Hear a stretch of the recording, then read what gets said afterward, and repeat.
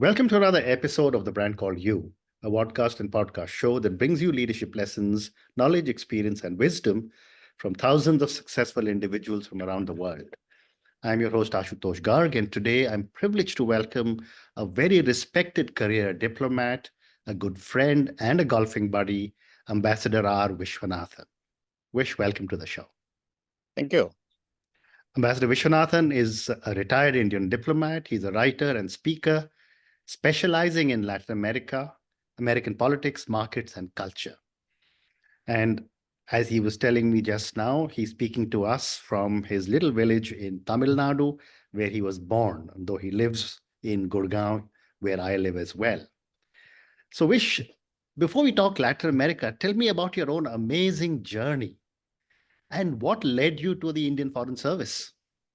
Well, I call this journey from Malgudi to Macondo. Okay. Malgudi, is the fictional town in the novels of R.K. Narayan. Correct. The characters are simple village and the small town folk who are simple, innocent, pious. And Malgudi is similar to Lalgudi, the nearest town for me, 15 kilometers from here. Macondo is the fictional town in the novels of Gabriel Garcia Marquez. Okay. Now, I had done this journey in three phases: intellectually, emotionally, culturally, and linguistically. This journey from Malgudi to Macondo. Okay. The first phase, till I joined the Foreign Service, I call it as the era of innocence, Malgudi innocence. And the second phase, when I became a diplomat, I lost my innocence. Okay. And I had acquired diplomatic skills to understand and deal with the world. And then, after reading Gabriel Garcia Marquez, I embraced magical realism and became passionate about Latin America. Wow. So these are the three phases. And I said linguistically also, because, my first phase, the age of innocence, was all in Tamil. My inspiration, my shaping up was done by Tamil books. Actually, it was the books which helped me, took me, shaped me, and moved me to my destiny from one to the other. Incredible. So initially, in the first phase, I was into Tamil literature. In fact, I wanted to become a poet. But then they said there was no great career, so I studied chemistry. And then when I joined the Foreign Service, then I took to English to understand the world. I read English books and to acquire diplomatic skills and so on. And then when I was in New York, I read this book called Love at the Time of Cholera in Barnes and Nobles. I was curious, what kind of title is this? Love and Cholera. So I read that, I fell in love with that. And then I read 100 Years of Solitude, and I read every book of Gabriel Marquez, plus a lot of Latin American writers, Maria Vargas Llosa, Isabel Allende, Carlos Fuentes, Octavio Paz, and so on. And that took me to Latin America. So this is my journey from Malgudi to Macondo. I retired from the service in 2012, but I still continue my passion of writing about Latin America, speaking about Latin America, and promoting India and Latin America relations. So this has been a passion which keeps me going, and it's also fun. I enjoy it. Absolutely. So, Vish, you spoke about Malgudi to Maputa, if I got the name right. But given the fact that coming from Tamil Nadu, growing up in India, going to the US, and then choosing to spend so much time in Latin America, what were your initial impressions of Latin American politics and culture when you arrived in the region? Because as a diplomat, politics is something which you handle extremely well everywhere in the world. I see, we in India, because of English education, we know a lot about United States, English-speaking countries, and Europe, and so on. Latin America, there's not much knowledge. Okay. And in fact, there is a kind of, we are fed by the Western media, which give us a biased and agenda-driven image of Latin America. That is why when I started discovering and exploring Latin America, it was something new. And then I started telling Indian policymakers, chambers of commerce, businessmen, saying that we should look at India from an Indian perspective. That's what I have been doing from 1996 onwards, looking at Latin American politics, looking at their business, culture, literature. I tell our people that we should look at Latin America from our perspective. For example, once, in 1999, Brazil devalued its currency. And so there's a big news in Wall Street Journal and CNN. I sent out a newsletter to Indian businessmen. Hey guys, Brazil is in crisis, but this is a great opportunity. Because when the Latin Americans have a lot of money, they go to Miami, they go to Frankfurt, they go to Tokyo, they go to New York. They don't look at India. But now when they are in crisis, they have less money, they want affordable products. So if you come, you'll get a meeting. You throw the seeds now. You may not get immediate business, but they will remember. And they are emotional people like us. And then we have another advantage. You see, the Germans and the Japanese, when they come to, or the Swiss, when they come to Latin America, they get confused because it's a chaotic place. Right. All kinds of chaos. But I tell the Indians, hey guys, you live in a system which is more complicated, more complex, more chaotic. Since you have survived and are flourishing in India, it's very easy for you. It's a piece of cake, like America. Well said. Well said. Well said. And, when you moved to Latin America, what were some of the more interesting or challenging aspects of navigating diplomacy? I wouldn't say challenging. I was in a process of discovery and exploration. It was exciting all the way. But firstly, the most interesting thing is the people. The people are nice, warm, friendly, and get along very well with the Indians. They're emotional. They have the same kind of strengths and weaknesses like we have. And since I spoke their language, it opened more doors. And I met all kinds of people in golf courses, besides in the embassies. So that opened even more doors. That was what enabled me to understand Latin America better, gain their confidence and trust, and understand them, and then encourage them to look at India. And help the Indians to facilitate the Indian interaction with Latin America. And I like their attitude. They have a balance in life, whereas Indians' work is worship, and we sacrifice everything and we save. But the Latin Americans, they have a balance in life, which is best expressed in a pop song by an Argentine singer called Axel. The song goes like this. Celebra la vida, segundo a segundo, nave se guarda, todo se brinda. It means celebrate life from second to second. Don't hold anything. Give out everything. See, the Latin Americans don't just live their life. They celebrate their life. How amazing. So now let's talk a little bit about India and Latin American countries. You mentioned about the devaluation in Brazil, but over the last 2 decades, what are some of the key areas of cooperation you see between India and the countries in Latin America? Well, people in India assume that Latin America is too far, the cost of flight is high, so it should not be that important as our neighbors and traditional trading partners. So let me give you some statistics.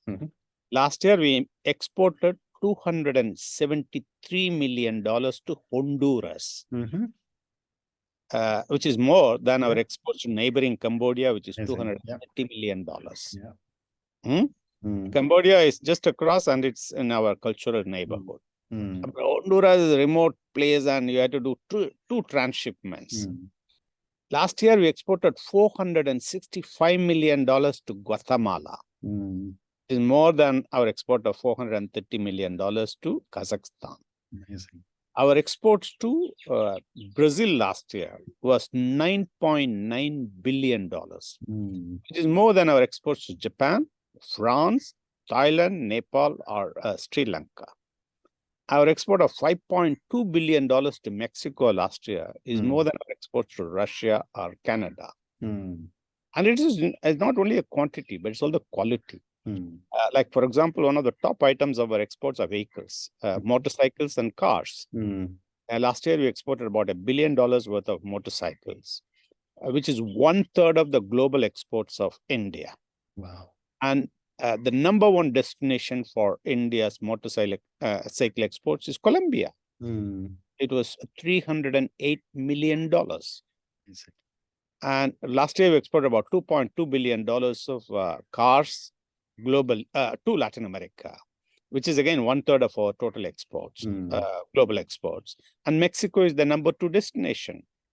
No, despite the fact that Mexico itself is a big exporter to North America, Mexico is the number 2 destination for India. We exported $1.5 billion of pharmaceuticals and $3.5 billion of chemicals. So we did $22.5 billion last year. And this can go up to about $50 billion the next 5-6 years or so. Amazing. And then, on the other hand, Latin America contributes to India's energy and food security. 50% of our imports of $24.5 billion is crude oil. Import from Brazil, Colombia, Ecuador, Mexico, and Venezuela. It used to be even more. 2013-14, 10 to 15% of our global imports of crude oil used to come from Latin America, but now because of the American sanctions, it's come down. Latin America has a lot of surplus oil, and they can easily export about 4 to 5 million barrels per day. And, so we can get it as long as we want. Secondly, when you talk about even renewable energy, there is a lithium triangle of Argentina, Chile, and Bolivia, which contains over 50% of the global resource of lithium. I just started exploring. Then they got cobalt, nickel, and all the other minerals you need for your electrification of vehicles and so on. So you can source. Food security, I'm saying, because we have been, last year we imported about $5 billion of edible oil, mainly from Argentina soy oil and also from Brazil and Paraguay. Now, this is, we have perpetual shortage. We always import. And we are over dependent upon Malaysia and Indonesia for palm oil, which is less healthy.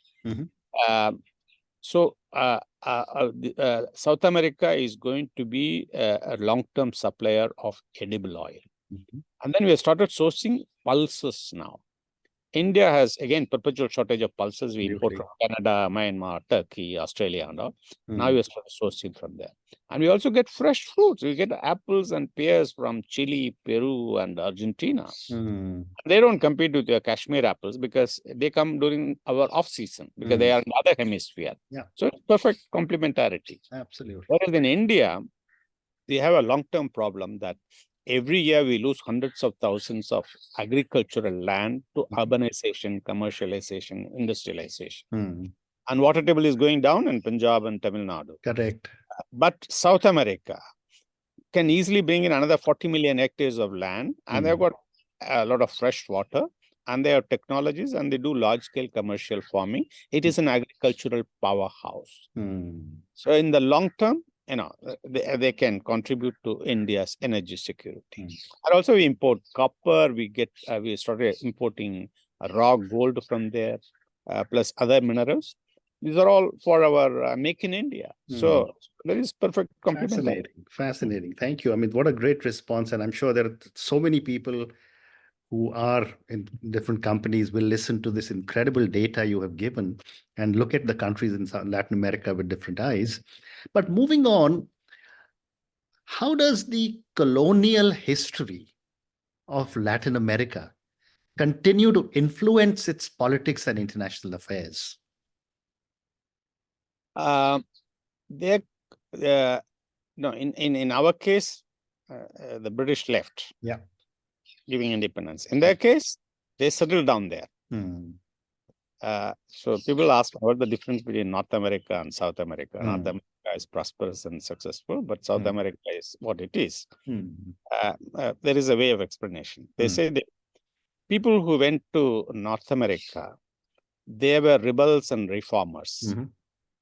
They wanted to start a new life. The people who went to South America, the Spanish and the Portuguese, they were status quo people. They wanted to establish a new Spain and new Portugal with the same feudal system and their beliefs. They allowed mostly royalists and Catholics in South America. The people who went to North America, they went with their plows and with their tools, agriculture industry. The people who went to South America, they went with their cross and the sword. Because Spain had just emerged from the Moor occupation and colonialism of Moors. So, they were very religious, were fanatics. Right. And the people who went to North America, they went with their families, settled. But here, the guys who went to South America were bachelors. So they had a free-for-all. And the philosophy of the North America was, customer is king. Make the best product at good prices. Right. But in South America, the king was the customer. Okay. The Spanish king. He said, you do whatever you like. You do agriculture, trading, leather, industries, but give 20% to the crown. So that is one way of explaining why South America is what it is. Amazing. Given the time, I'm trying to cover as many topics as possible as an overview, and then maybe some other time I'll ask you go in more in depth. But one more question I wanted to ask you was on tourism. Indians are now traveling all over the world, but for some reason, Latin American countries don't seem to be on the map too much. Why do you think this is happening, and what can be done to increase people-to-people exchange? There's no direct flight connection. So the flight charges are more expensive. But again, it speaks for the narrow outlook of the airlines of India. I've been talking to Jet Airways and Air India, saying that they should have a flight through Johannesburg or through Addis Ababa to Latin America. But they didn't care. But the airline which is making money on both sides is Emirates. Not only Emirates, Ethiopian Airlines. I travel by Ethiopian Airlines. From Buenos Aires, Sao Paulo, they bring people to Addis Ababa. And Addis Ababa to India. It's fantastic. The Indians, we have a mindset. That's part of it. But leaving aside that, but people have started going to Latin America because they have Indians who have started traveling around the world. They're exhausted, saturated with Europe and the United States and so on. So now there are a lot of people going to Machu Picchu, to Patagonia, to Brazil and Amazon. And so it's increasing. It's increasing, absolutely. The other perspective, and I traveled to some of the countries in Latin America, and we had an aborted trip to Brazil and Argentina at the start of the pandemic. But the general impression amongst the common Indian is that a lot of these countries are politically unstable. You hear something about Argentina, you hear about Venezuela. What are your perspectives on this? But again, this is all exaggerated. Absolutely. Latin America has evolved like this. For a long time, the countries were ruled by what's called as caudillos. In Spanish, caudillos means strongmen, military or civilian strongmen. And then we had military dictatorships. But in 1980s, the military went back to the barracks and democracy was reborn. And 80s and 90s was the transition period. From 2000 onwards, the region is democratic. The military has gone irreversibly to barracks. There's you don't have military dictatorship in any of the 19 countries in Latin America, but you have in our neighborhood.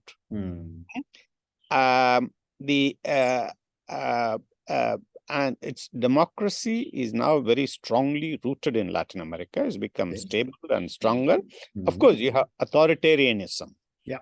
Like in Cuba, you have Nicaragua, you have Venezuela, and then you had Bolsonaro and Javier Milei. They are kind of autocratic, but except Cuba and Venezuela and to some extent Nicaragua, all other countries go through regular elections. So democracy is here to stay. And the economy is also, in the olden days, you had these triple curses, hyperinflation.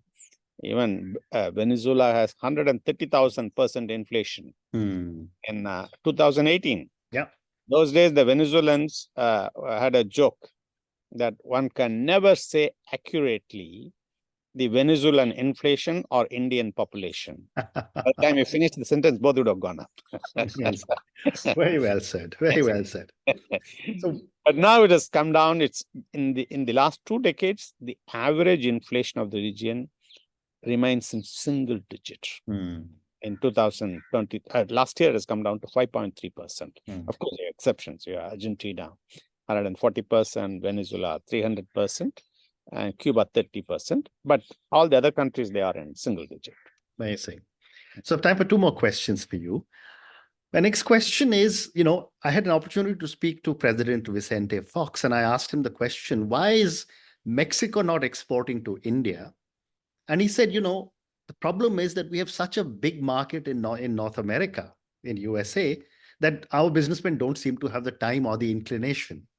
As the Indian ambassador to so many different countries in Latin America, what are your perspectives? Well, Mexico has progressed beyond Vicente Fox. Today, the largest bread maker in India is a Mexican company called Grupo Bimbo. Okay. The largest bread maker. They acquired modern bread. And they are going to make ready-made chapati and roti and so on. Okay. Okay. And the third largest owner of multiplexes in India is a Mexican company called Cinepolis. Yeah. They own over 300 multiplexes across India. They are third right now in ranking, and they are likely to move to number 2. And so the Mexicans have started investing in India, and they are exploring opportunities. Okay. And my last question to you, Vish, and this comes back to you personally. As you look back at your own life and your career, what would you say have been some of your most memorable experiences in Latin America? Well, I had lots of experiences. I can tell you an example. Once when I was posted as Consul General in Sao Paulo, I had visited a school run by a kind of Gandhian foundation called as Casa de Pandavas. It's kind of orphanage come school run by a Gandhian called Leah Diskin. And I went and visited and talked to the kids and then came back. Next week, I got a letter from a girl, 11-year-old girl from that school called Melia.